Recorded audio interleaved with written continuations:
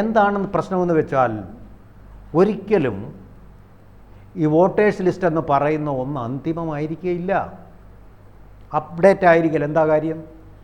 കാരണം ഇത് തയ്യാറാക്കി ഉദ്യോഗസ്ഥന്മാർ ഇത് ഡേറ്റയാക്കി ഇത് പ്രസിദ്ധം ചെയ്യുമ്പോഴത്തേക്കും അന്ന് 30 കോടിയേ ഉള്ളായിരുന്നു. ആ 30 കോടിയുള്ള രാജ്യത്ത് ഓരോ പ്രസവം വീണ്ടും നടന്നുകൊണ്ടിരിക്കുകയായിരിക്കും.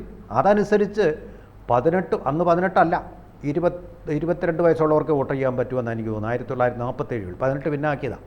അല്ലെങ്കിൽ 20 വയസ്സെന്ന് വയ്ക്കുക. 20 വയസ്സ് കഴിഞ്ഞവർ ഓരോരുത്തരും ആയിക്കൊണ്ടിരിക്കുകയാണ് ഓരോ ദിവസം കഴിയുന്നതോടും. ഇന്ന് പ്രായപൂർത്തിയാവാത്തവൻ നാളെ പ്രായപൂർത്തിയാവില്ലേ ഡേറ്റ് ഓഫ് ബർത്ത് വെച്ച്, ഇല്ലേ? അപ്പം അങ്ങനെ ഓരോരുത്തരും ഇങ്ങനെ വോട്ടർമാരായി മാറിക്കൊണ്ടിരിക്കുക. അവരെ എല്ലാം വെച്ചുകൊണ്ട് ഇത് നമുക്ക് ഡേറ്റ തയ്യാറാക്കാൻ ദൈവത്തിന് മാത്രമേ കഴിയൂ, ദൈവസാധ്യം മാത്രമാണ്. അപ്പോൾ അതിൻ്റെ അർത്ഥം നെഹ്റു ഉൾപ്പെടെ എല്ലാവരുടെയും കാലത്ത് ഈ അനോമലീസ് ഉണ്ടാവും, ഇത് അനിവാര്യമാണ്. ഇനി നമ്മൾ എത്ര നിർമ്മിത ബുദ്ധി വെച്ച് ഇത് തയ്യാറാക്കിയാലും ഇത് തന്നെയായിരിക്കും ആത്യന്തിക ഫലം.